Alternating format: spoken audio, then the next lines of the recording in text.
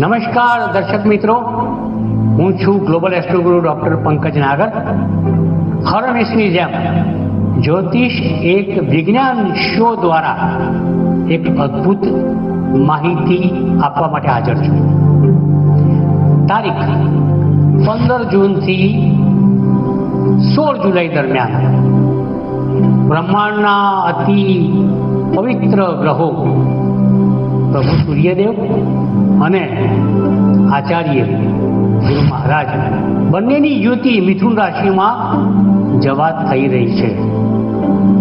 કોને લાભ થશે, કોને નુકસાન થશે, જાણવા માટે જરૂરી છે અમારો આ શો જ્યોતિષ એક વિજ્ઞાન સોમથી ગુરુ સુધી ચેનલ નંબર 282 સવારે 8:30 વાગે ટીવીના પડદા સામે હાજર રહેજો. ઉપાય પણ મળશે, ફળકથન પણ મળશે અને જ્યોતિષ દ્વારા જીવન જીવવાની એક આગવી નવી પદ્ધતિનો અણસાર પણ મળશે. મળીએ. જ્યોતિષ એક વિજ્ઞાન. જ્યોતિષ અને વિજ્ઞાનનો અનેરો સંગમ એટલે જ્યોતિષ ગુરુ ડૉક્ટર પંકજ નાગર. જ્યોતિષ એક વિજ્ઞાન. નમસ્કાર દર્શક મિત્રો, જ્યોતિષ એક વિજ્ઞાન કાર્યક્રમમાં અમારી સાથે જ્યોતિષ ગુરુ ડૉક્ટર પંકજભાઈ નાગર અને હું અશોક મોદી આપનું સ્વાગત કરીએ છીએ અને આપ નિહાળી રહ્યા છો અમારા GTPL ગુજરાતીની વિશેષ રજૂઆત કાર્યક્રમ જ્યોતિષ એક વિજ્ઞાનમાં. પંકજભાઈ આપનું સ્વાગત. નમસ્કાર અશોકભાઈ અને નમસ્કાર મારા વહાલા દર્શક મિત્રો. આજે કોઈક સાવે નવી વાત જે આ શોમાં 8 વર્ષ દરમિયાન ચર્ચા થઈ નથી. બિલકુલ. કંઈક અદ્ભુત વાત, કંઈક અનકહી વાત, એવી વાત કે જે સાંભળીને તમને મજા આવશે, તમને સાંભળવા મજા આવશે, અમને બોલવાની મજા આવશે અને સાથે સાથે ક્યાંક કંઈક જ્યોતિષશાસ્ત્રમાં રહી ગયું હશે. અગર તો તમે એ વિષયથી અપરિચિત હશો તો એનો પરિચય એ પણ જ્ઞાન અને ગમ્મત સાથે આકાશી રેકોર્ડ તમારા માટે, સૌના માટે. આવો એકબીજાને કંઈક નવું શેર કરીએ. અશોકભાઈ આગળ કરો. બિલકુલ પંકજભાઈ, જે બાબત ખૂબ જ મહત્વની છે અને ખૂબ જ આનંદ થાય છે કે જ્યારે દર્શક મિત્રોના આવા મોટી સંખ્યામાં જે આપણને સવાલો મળતા હોય છે આપણા વોટ્સઅપથી અને અન્ય મેલ્સમાં, તો એમાં પંકજભાઈ જે સવાલો છે અને આપણે એ ખૂબ અગત્યનો મુદ્દો છે દરેક માટે કે જ્યોતિષની દ્રષ્ટિએ જ્યોતિષમાં જ્યારે રાશિ જાતકોના જે કુંડળીના સ્થાનમાં 12 સ્થાન એને એ 12 સ્થાનને કઈ બાબતો કન્સર્ન કરે છે 1 થી 12માં 1 2 3 4 12 સુધી 1 થી 12ના સ્થાન કઈ બાબતોને કન્સર્ન કરે છે અને એ રાશિ જાતકોમાં શું પ્રભાવ કરે છે એની વાત કરીએ તો આપણે 1 થી 12નું સ્થાનની આપણા વારા પરથી ડિટેલ્સમાં દર્શક મિત્રો જે ઇંતજારી છે, રુચિ છે એ જાણવાની કે એ કયા સ્થાનોને કન્સર્ન કરે છે અને એ જાતકને શું પ્રભાવ કરે છે એની વાત કરીએ. તો અશોકભાઈ, પહેલી વાત તો કરીએ કે જન્મ કુંડળીની રચનામાં 12 સ્થાન નક્કી કરવામાં આવ્યા છે. અગર તો 12 સ્થાન વડે જન્મ કુંડળીની રચના કરવામાં આવી છે. હવે આ 12 સ્થાન એટલે ટૂંકાણમાં સમજીએ કયા કયા સ્થાન, પછી આપણે એને ડિટેલમાં લઈશું. તો પ્રથમ સ્થાન દર્શક મિત્રો દેહ સ્થાન છે, બીજું ધન સ્થાન છે, ત્રીજું પરાક્રમ સ્થાન છે, ચોથું સુખ સ્થાન છે, પાંચમું સંતાન સ્થાન છે, છઠ્ઠું રોગ સ્થાન ચતુર્થ સ્થાન છે, સાતમું પતિ પત્નીનું સ્થાન છે, આઠમું આયુષ્ય અને મૃત્યુનું સ્થાન છે, નવમું ભાગ્ય સ્થાન છે, 10મું કર્મ અને પિતાનું સ્થાન છે, 11મું લાભ સ્થાન છે અને 12મું વ્યય સ્થાન છે. ટૂંકી ટચ માહિતી. પણ હજુ પણ હું કહીશ કે જ્યોતિષશાસ્ત્ર એક એવો સમુદ્ર છે કે તમે ગમે એટલું શીખો પણ સાહેબ તમે સમુદ્રની સપાટી ઉપર જ છો. બિલકુલ. તમે હજુ તળિયા સુધી જઈ શકતા નથી જ્યાં મોતીનો ખજાનો છે, જ્યાં જળ સંપત્તિ છે, જ્યાં સાચો દરિયો, સાચું જ્ઞાન અને એક એવો અવકાશ, એક એવો અનુભવ, એક એવી અનુભૂતિ જ્યાં અદ્ભુત વાત છે, એનાથી આપણે ઘણા દૂર છીએ. એક લર્નેડ પર્સન તરીકે હું પણ એવું કહીશ કે ભાઈ ડૉક્ટર પંકજ નાગર, હજુ તમે લર્નિંગ પ્રોસેસમાં છો. જ્ઞાનમાં કોઈ પૂર્ણ હોતું નથી. જ્યારે જ્ઞાન ગેઇન કરવાની વાત આવે, જ્ઞાન કલ્ટિવેટ કરવાની વાત આવે, ત્યારે તમે હંમેશા ઘણા દૂર છો, ઓછા છો, અપૂર્ણ છો અને વિદ્યાર્થી છો. તો એક વિદ્યાર્થી ભાવથી મારા દર્શક મિત્રોને વિદ્યાર્થી સમજીને કંઈક જ્ઞાનની આપ લે તમને આપું હું, તમે પણ વિચાર કરો અને ઈમેલ ઉપર, વોટ્સએપ પર તમે પણ કંઈક અમને આપજો. નંબર તો અહીં આવે જ છે સ્ક્રીન ઉપર, એ નંબર પર તમે મોકલી શકો છો. તો દર્શક મિત્રો, મેં આ ઉપર છેલ્લી વાત કરી 12 સ્થાનની. હવે 12 સ્થાનમાં તલસ્પર્શી ક્યાં ક્યાં, કયું સ્થાન, એ સ્થાનને કેવી રીતના ઓળખવામાં આવે છે એની પણ વાત આ શોમાં વાતચીત દરમિયાન વચ્ચે વચ્ચે કરતા રહીશું. બધું તમારા માટે. બિલકુલ સર. અશોકભાઈ, હવે તમે વિચાર કરો કયા સ્થાનની અંદર કયું જોવાયું, કઈ હુકમમાં હું બહાર પાડું. તમે બે સ્થાનની વાત કરી પહેલા, હા. તો આપણે બીજા સ્થાનની વાત કરીએ. તો બીજા સ્થાનમાં આપણે કયા સુખ અથવા તો જાતક માટે કઈ બાબતો જોવાય છે કે જે એને એક નસીબ થતી હોય છે અને એ બાબતો ક્યાં કન્સર્ન કરતી હોય છે. જો તમે પ્રથમ અને દ્વિતીય સ્થાનની વાત કરી બિલકુલ મારી સમક્ષ. તો દર્શક મિત્રો, મેં કહ્યું એમ પ્રથમ સ્થાન દેહ સ્થાન છે. પ્રથમ સ્થાનને લગ્ન સ્થાન પણ કહેવામાં આવે છે. પ્રથમ સ્થાનને કેન્દ્ર સ્થાન પણ કહેવામાં આવે છે અને પ્રથમ સ્થાનને કેન્દ્ર અને ત્રિકોણ બંને સ્થાન કહેવામાં આવે છે. પ્રથમ સ્થાન એ બ્રહ્મા સ્થાન છે. બ્રહ્મ વિષ્ણુ મહેશ હોય ને, તો પ્રથમ સ્થાન જન્મકુંડળીની અંદર બ્રહ્મા સ્થાન કહેવામાં આવે છે. કેમ બ્રહ્મા? કારણ કે ત્યાં તમારો દેહ આ જગત ઉપર જન્મ લે છે. બિલકુલ. બહુ જબરજસ્ત લોજિક છે આ. કે Y the first house is called દેહ સ્થાન? Because by that particular સ્થાન you get the birth. ત્યારે તમારો દેહ દેખાય છે ને, એટલે દેહ સ્થાન. રાઈટ. તો તમારો દેહ કોણ આપે છે, તમને જન્મ કોણ આપે છે, કયા ભગવાન આપે છે? બ્રહ્મા. બ્રહ્મમાંથી અહમ બ્રહ્માસ્મિ, બ્રહ્મામાંથી તમે પૃથ્વી ઉપર પધારો છો. તો એના માટેનું કયું સ્થાન? એક. એના માટે કયું સ્થાન? દેહ સ્થાન. એના માટે કયું સ્થાન? લગ્ન સ્થાન. આ સ્થાન ઉપરથી અશોકભાઈ એવી અદ્ભુત માહિતીઓ મળે છે, જબરજસ્ત. જેમ કે તમારો દેહ કેવો હશે? બિલકુલ. તમે કાળા હશો કે ગોરા? તમે ઘઉંવણા હશો કે શ્યામ? તમારા વાળ કેવા હશે? તમારો વ્યવહાર કેવો હશે? તમારો ચહેરાનો શેપ કેવો હશે? તમારા ગુણ કેવા હશે, અવગુણ કેવા હશે? તમારું બિહેવિયર, તમારું એટીટ્યુડ, તમારી કર્ટસી, તમારી પોલાઇટનેસ, તમારી ઉદારતા, ઔદાર્ય, નમ્રતા, શિસ્ત, બધું પ્રથમ ભાવની અંદર આવે. તમારું લુક, દેખાવ, તમારું શેપ, આકૃતિ, તમારો સ્વભાવ, નેચર, આ બધું ક્યાંથી આવે? પ્રથમ ભાવમાંથી આવે. અશોકભાઈ, પ્રથમ ભાવની અંદર તમારે મસ્તકના કેટલાક અંગ પણ આવે છે.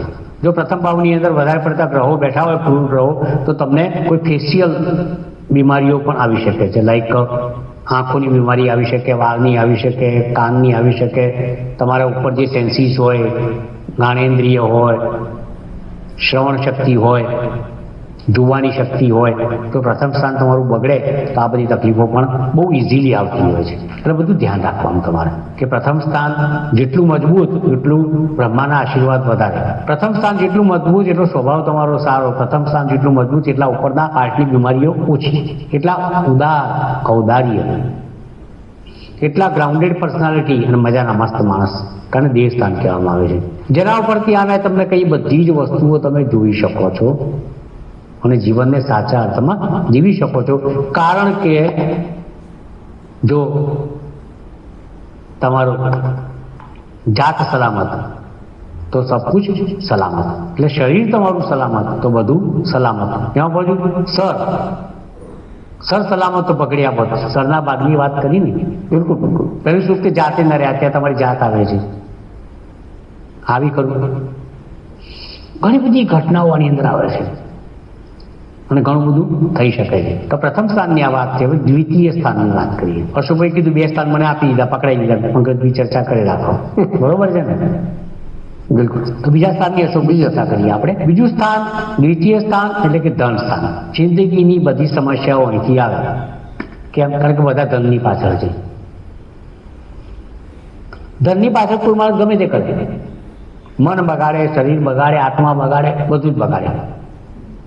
અહીં ધન સ્થાન આવે છે. જાતકનું પોતાનું ધન, અહીંથી જાતકનું પોતાના એફર્ટ્સ દ્વારા બનાવેલું ધન જોવામાં આવે છે. અહીંથી ધનની ચડતી પડતી, તમારી ફાઇનાન્શિયલ અપ્સ એન્ડ ડાઉન્સ પણ જોઈ શકાય છે. અહીં વ્યક્તિ ધનવાન હશે કે નિર્ધન હશે એ પણ જોઈ શકાય છે. બીજા સ્થાન ઉપરથી તમે ગરીબ છો કે તવંગર એ જાણી શકાય છે. બીજા સ્થાન ઉપરથી તમે કેટલું કમાશો, કેટલું કમાઈ રહ્યા છો, કેટલું કમાયા હતા એ પણ જાણી શકાય છે. બીજું સ્થાન, એના ઉપરથી તમારી જમણી આંખનું પણ સ્થાન છે. જમણી આંખનો નંબર વધવો, જમણી આંખમાં નુકસાન થવું, જમણી આંખમાં મોતિયો આવો, જમણી આંખમાં સ્ક્વીન થઈ જવી કે વ્યવસ્થિત રહેવી, એ બીજા સ્થાન ઉપરથી તમારી જમણી આંખનો અંદાજ આવે. હમણાં જ એક ભાઈ મારી પાસે આવેલા, મેં કીધું ભાઈ તમારી ડાબી આંખ કરતાં જમણી આંખ મોટી કેમ છે? કારણ બીજા સ્થાનની અંદર ગુરુ હતો. એટલે આંખ ગુરુનું કામ મોટું, બડો ગ્રહ છે ને, મોટો ગ્રહ છે. સાચી વાત છે. ગુરુ એટલે કોણ? વિશાળ કદમાં, એક્સપાન્શન. એટલે એમની જમણી આંખ મોટી હતી, ગુરુ બીજા સ્થાનમાં હતો એટલે. તો જમણી આંખનું સ્થાન પણ આ છે. બીજા સ્થાનની અંદર સૌથી વધારે જાતકને પ્રસિદ્ધિ આપનાર કે જાતકને મારનાર એક પરિબળ છે, એનું નામ છે વાણી. તો અહીંથી સ્પીચ પણ તમારી જોઈ શકાય છે. તમારી વાણીનું સંકલન, તમારું સ્પીચ, તમારું પ્રવચન, તમે તોતડાઓ છો કે સીધું બોલો છો, તમે આવું બોલો છો કે કાળું બોલો છો, તમે સુરતનું બોલો છો કે ભાવનગરનું બોલો છો, તમે વિસનગરનું બોલો છો કે વડનગરનું બોલો છો, just you can come to know. વાણીનું સ્થાન છે. અહીં કટુ વાણી આવે તો તમને મારે. આ બીજું સ્થાન વાણીનું સ્થાન છે. તો બીજું સ્થાન કુટુંબનું પણ સ્થાન છે. બીજા સ્થાન પર તમે કુટુંબ જોઈ શકો છો, કેટલા ભાઈ હશે, કેટલા બહેન હશે, માતા પિતાની સ્થિતિ, કુટુંબની સ્થિતિ, કુટુંબનો સમ કુસમ, કુટુંબના ઝઘડા, વાદ વિવાદ, કુટુંબનું સંકલન, કુટુંબ વિશાળ નાનું, કુટુંબ સજ્જન દુર્જન, કુટુંબ કેવું હશે, એ ઘણી બધી માહિતી બીજા સ્થાન પરથી મળી શકે છે. હવે ખાસ અશોકભાઈ, કેમ પ્રથમ સ્થાનને મેં બ્રહ્મા સ્થાન કહ્યું, તો ત્રિકોણ સ્થાન પણ કહ્યું, કેમ ત્યાંથી તમે જન્મ લો છો. જ્યારે ક્ષિતિજ અને સૂર્ય બંને ભેગા થાય ત્યારે એને લગ્ન સ્થાન કહેવામાં આવે છે. એટલે ક્ષિતિજ, હોરિઝોન અને સન બંને વેન દે કમ ટુગેધર ત્યારે ત્યાં આગળ લગ્ન ઉદિત થાય છે. દરેક દિવસનું અલગ અલગ 12 રાશિનું લગ્ન હોય. એવી રીતના બીજા સ્થાનને પારાશર મુનિએ મારક સ્થાન કહ્યું છે. કેમ મારક? માણસને સૌથી વધારે કોઈ મારતું હોય તો એની વાણી. દ્રૌપદી મહાભારત સર્જી શકે છે. બિલકુલ. એક કટુ વાણી તમારા માટે કટારની અણી કરતાં પણ વધારે છે. એવી જ રીતે જો બીજા સ્થાનની અંદર સારા ગ્રહો હોય તો માણસ એની વાણી એટલી મીઠી હોય કે મીઠી વાણીના કારણે એ લીમડાનો વેપાર પણ કરી શકે. પણ બીજા સ્થાનમાં ખરાબ ગ્રહો હોય તો કટુ વાણી હોય તો મધ પણ ના વેચી શકે. બિલકુલ એવી હાલત થાય છે. તો આ બીજું સ્થાન, એને મારક સ્થાન કહેવામાં આવે છે. કારણ વાણી દ્વારા માણસ મળતો હોય છે. ધન છે, ધનના ઝઘડા, ધનના વિવાદો, ધન માટે કોઈનું મર્ડર કરી નાખવું, ધન માટે પાપ કર્મ કરવા, અકૃત્ય કરવા, ધનના કારણે તમે સજ્જન કે દુર્જન બની શકો છો. ધનથી તમારી પ્રામાણિકતા, તમારી સજ્જનતાનો આંક નીકળે છે. ધન એ તમને ખોટા રસ્તે પણ લઈ જઈ શકે છે અને ધન તમારા માટે સારું પણ કરી શકે છે. તો આપણે વાત કરીએ અશોકભાઈ પ્રથમ સ્થાન, દ્વિતીય સ્થાન. પ્રથમ સ્થાનની વાત કરી, દ્વિતીય સ્થાનની વાત કરી. હવે આપણે આગળના સ્થાન વિશે પણ કંઈક આપણા દર્શક મિત્રોને આપી શકીએ એવી મારી. બિલકુલ પંકજભાઈ, તમે ખૂબ સુંદર વાત કરી કે જે આજનો જે મુદ્દો છે અને આમાં લાગે છે હજી 4-5 એપિસોડ સુધી આપણે ચાલીશું કે પંકજભાઈ જે સવાલ છે આજે દર્શક મિત્રોના આપણને જે મળ્યા છે હજારોની સંખ્યામાં કે જ્યોતિષની દ્રષ્ટિએ 12 સ્થાન જે એ જાતક માટે શું કન્સર્ન કરે છે, એમાં તમે પ્રથમ અને દ્વિતીય સ્થાનની તમે ચર્ચા કરી. તો હવે આપણે જે વાત કરીશું ત્રીજા સ્થાનની, તો ત્રીજું સ્થાન છે એ રાશિ જાતકો માટે અથવા તો જાતક માટે જે કઈ બાબતો કન્સર્ન કરે છે અથવા તો ત્રીજા સ્થાન પરથી જાતક માટે કઈ બાબતો આપણે પ્રિડિક્ટ કરી શકીએ. તો આપનો જે બેસ્ટ એમાં જે એક વ્યૂ છે કે ત્રીજા સ્થાનનો એ જાતક માટે આપણે એની માટે શું કરી એના ઉપરથી શું આપણે એની માટે પ્રિડિક્ટ કરીએ. તો એવી કઈ બાબતો ત્રીજા સ્થાનમાં છે જાતક માટે કે જે કહી શકાય એની વાત કરીએ. ત્રીજું સ્થાન થર્ડ હાઉસ. પારાશર મુનિએ ત્રીજા ભાવને ઉપચય સ્થાન પણ કહ્યું છે. પારાશર મુનિએ આપણા ઋષિ મુનિઓએ ત્રીજા સ્થાનને આપોક્લિમ સ્થાન પણ કહ્યું છે. ત્રીજા સ્થાનમાંથી સામાન્ય રીતે જાતકનું સાહસ પરાક્રમ જોઈ શકાય છે.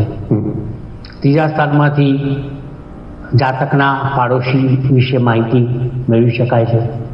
ત્રીજા સ્થાનમાંથી જાતકના યંગર સિબ્લિંગ્સ નાના ભાઈ ભાંડુઓની માહિતી પણ મળી શકે છે. ત્રીજા સ્થાન ઉપરથી નાની મુસાફરીઓનો અંદાજ પણ મળી શકે છે. તો આ ત્રીજું સ્થાન એ ઉપચય સ્થાન છે, પરાક્રમ સ્થાન છે. અહીંયા જો મંગળ જેવો ગ્રહ બેઠો હોય તો માણસ જોરદાર પરાક્રમ કરી નાખે. અહીં સૂર્ય બેઠો હોય તો પરાક્રમથી તેજસ્વી બની જાય. અહીં બુધ બેઠો હોય તો પરાક્રમમાં ભીરું હોય, ડરપોક. અહીં ચંદ્ર બેઠો હોય તો પરાક્રમમાં ઠંડો હોય. અહીં મંગળ બેઠો હોય તો સાહસિક હોય. અહીં ગુરુ બેઠો હોય તેના પરાક્રમથી લાભ મેળવે. બરાબર. અહીં શુક્ર બેઠો હોય તેના પરાક્રમ ખોટા હોય. ખ્યાલ આવી ગયો તમને? Right sir. અહીં શનિ બેઠો હોય તેના પરાક્રમમાં કપટ હોય. એમ કયો ગ્રહ ત્રીજા સ્થાનમાં બેઠો જેના આધારે તમે એની સાહસિકતા, નિડરતા, નેતૃત્વ નક્કી કરી શકો. ગ્રહોના આધારે એ જાતકનો પડોશી કેવો હશે એ પણ નક્કી કરી શકો. ત્રીજા સ્થાનમાં કયા ગ્રહો બેઠા જેના આધારે એની નાની નાની મુસાફરીઓ વિશેની માહિતી, શોર્ટ ટ્રાવેલ્સ વિશેની માહિતી પણ મેળવી શકાય. ત્રીજા સ્થાન પરથી એના ભાઈ ભાંડુ, નાના ભાઈ ભાંડુ, કેટલા ભાઈ હશે, કેટલી બેન હશે એ પણ જાણી શકાય. એની વિગતે આપણે ચર્ચા ક્યારેક કરશું. પણ મારા અનુભવમાં એવું હોય છે ત્રીજા સ્થાનનો શનિ હોય ને તો એના ભાઈ ભાંડુઓમાં તકલીફ હોય. બિલકુલ. રાહુ હોય તો એના ભાઈ ભાંડુઓ નકામા હોય. કેતુ હોય તો ભાઈ ભાંડુઓ કપટી હોય. શુક્ર હોય ભાઈ ભાંડુ મોજીલા હોય. ગુરુ હોય તો ભાઈ ભાંડુ ભણેલા હોય. સૂર્ય હોય તો ભાઈ ભાંડુનું નામ હોય. ચંદ્ર હોય તો ભાઈ ભાંડુ મનના ચંચળ હોય. એમ દરેક સ્થાનમાં જેમ પ્રથમ સ્થાનની ચર્ચા કરી, બીજા સ્થાનની ચર્ચા કરી, ત્રીજા સ્થાનની ચર્ચા કરી. હવે આપણે આગળ વધીએ. બિલકુલ. એ પછી પંકજભાઈ ચોથા સ્થાનની વાત કરીશું. તો ચોથું સ્થાન છે એ મને લાગે કે સુખ સ્થાન છે અને એ સુખ સ્થાન જાતક માટે જ્યોતિષની દ્રષ્ટિએ 12 સ્થાનમાં ચોથું સુખ સ્થાન એ જાતક માટે આપણે એના કયા પ્રકારના સુખની એક વાત કલ્પના અથવા તો એના નસીબ થઈ શકે એની વાત કરીએ તો ચોથું સુખ સ્થાન જાતક માટે શું કરી શકે? બહુ જ અગત્યનું સ્થાન કુંડળીમાં હું માનતો હોઉં તો ચોથું સ્થાન છે. કેમ? સુખ સ્થાન. સુખ સ્થાન. બિના સુખ કશું નહીં. સુખ ના મળે શું કરવાનું યાર? તમે બધા સ્થાન ગોળ ગોળ ફરીને આવો, તમારું ભાગ્ય સારું હોય પણ સુખ ના હોય તો, તમારા કર્મ સારા હોય પણ નસીબમાં સુખ ના હોય શું કરો ભાઈ? એટલે એને સુખ સ્થાન કહેવામાં આવે છે.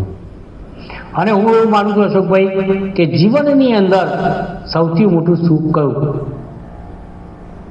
તો માતૃદેવો નમસ્તુતે, માતાનું સ્થાન છે. તો ચોથા સ્થાનની અંદરથી માતાનો પ્રેમ, માતાનો સ્નેહ, માતા સાથેના સંબંધો અને માતા સાથેનો પ્રેમ, માતાની લાગણી અને વાત્સલ્ય, જ્યાં મમતા છે, જ્યાં મમત્વ છે, જ્યાં માતા છે એનું નામ ચોથું સ્થાન છે. સુખનો સાગર ત્યાં છે એનું નામ માતા છે. એટલે જ આ સુખ સ્થાન છે કારણ કે ત્યાં માતા છે. અગર તો સુખ સ્થાન એટલા માટે છે કારણ કે ત્યાં માતા છે. બિલકુલ. વાહનનું પણ આ સ્થાન છે, મકાનનું પણ આ સ્થાન છે, હૃદયનું પણ આ સ્થાન છે. કેટલી વાતો આવી. જમીનનું આ સ્થાન છે. જ્યાં સુખનો દરિયો હિલોળે ચડે તો એ સ્થાનનું નામ સુખ સ્થાન છે. દુનિયાના બધા દુનિયાની સુખો, માતાનો પ્રેમ, વાહનનું સુખ, મકાનનું સુખ, હૃદયનું સુખ, જમીનનું સુખ, શું નથી અહીંયા? એનું નામ સુખ સ્થાન છે. સુખ ના મળે તો એને વિરોધ શબ્દ દુઃખ થાય. સુખ નથી તો દુઃખ છે. એટલા માટે ચોથા સ્થાનનું મહત્વ છે કારણ કે ત્યાં સુખ છે, કારણ કે ત્યાં દુઃખ નથી. બરાબર. કેવી વાત છે, અદભુત. જ્યાં દુઃખી કરવાની વાત નથી એનું નામ સ્થાન ચોથું છે. કેન્દ્ર સ્થાન છે. કુંડળીમાં 1, 4, 7, 10 કેન્દ્ર સ્થાન હોય. કેન્દ્ર સ્થાન આપણે ચર્ચા કરી લીધી. ચોથું સ્થાન પણ કેન્દ્ર સ્થાન છે. અને કેન્દ્ર સ્થાનનું એક આગવું અદ્ભુત મહત્વ છે. જ્યાં તમે કેન્દ્રમાં છો, બધા નહીં કહેતા તમે આ જગ્યાએ કેન્દ્રમાં હશો, તમે આ સમારંભની અંદર કેન્દ્રમાં હશો, તમે આ સંજોગની અંદર કે આ ડ્રામાની અંદર કે આ ફિલ્મની અંદર કે આ સ્ક્રિપ્ટ રાઇટિંગની અંદર કે આ રૂમની અંદર તમે કેન્દ્રમાં હશો. એનો મતલબ શું? કેન્દ્ર બિંદુ એક એવું બિંદુ છે જેના પર પૂરી પૃથ્વી ફરે છે, એક્સલ ઉપર. કેન્દ્ર બિંદુ કેવું છે કે જ્યાંથી બધી શરૂઆતો થાય છે. વર્તુળ ત્યાંથી બને છે અને જીવનની શરૂઆત પણ ત્યાંથી જ થાય છે. અને આપણા જીવનમાં કેન્દ્ર બિંદુ કયું છે? આપણા શરીરમાં આપણી નાભી, એ આપણું કેન્દ્ર બિંદુ છે. એટલા માટે કેન્દ્ર સ્થાનનું મહત્વ છે. એટલા માટે કેન્દ્ર સ્થાનની અંદર સુખ છે. એટલા માટે ચતુર્સ્થાનની અંદર સુખ છે. ચતુર્સ્થાનની અંદર માતા છે, જ્યાંથી માતા સુખ, દુનિયાની સુખ, material happiness. You can be materialistic if your house 4 is perfect. ત્યાં શુક્ર, ચંદ્ર, ગુરુ જેવા ગ્રહો હોય તો આ કાશ્મીર, સ્વિટ્ઝરલેન્ડમાં આમ તમે બરફની વચ્ચે બેઠા હોય એવી આહલાદક ઠંડક હોય.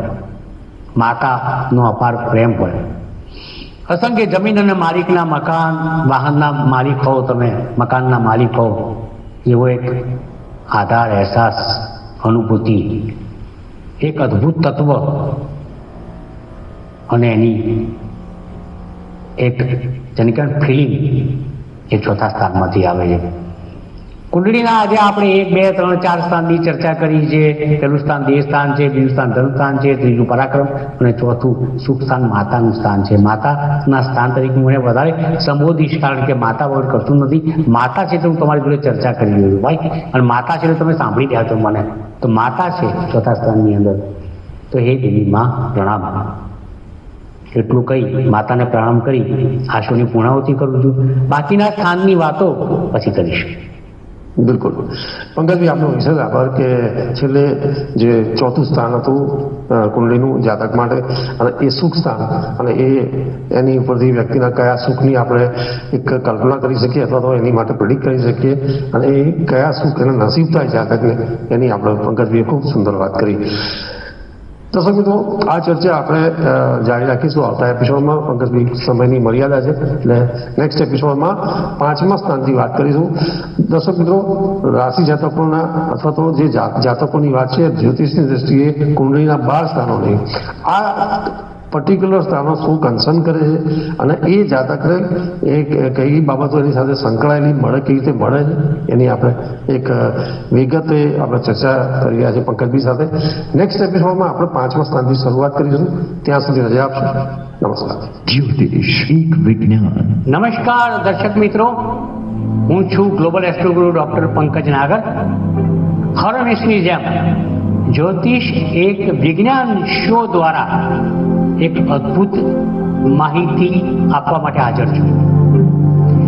તારીખ 15 જૂનથી 16 જુલાઈ દરમિયાન બ્રહ્માંડના અતિ પવિત્ર ગ્રહો પ્રભુ સૂર્યદેવ અને આચાર્ય ગુરુ મહારાજ બંનેની યુતિ મિથુન રાશિમાં જવા થઈ રહી છે. કોને લાભ થશે, કોને નુકસાન થશે, જાણવા માટે જરૂરી છે અમારો આ શો જ્યોતિષ એક વિજ્ઞાન સોમથી ગુરુ સુધી ચેનલ નંબર 282 સવારે 8:30 વાગે ટીવીના પડદા સામે હાજર રહેજો. ઉપાય પણ મળશે, ફળકથન પણ મળશે અને જ્યોતિષ દ્વારા જીવન જીવવાની એક આગવી નવી પદ્ધતિનો અણસાર પણ મળશે. મળીએ. જ્યોતિષ એક વિજ્ઞાન. આપ જોઈ રહ્યા છો GTPL ગુજરાતી.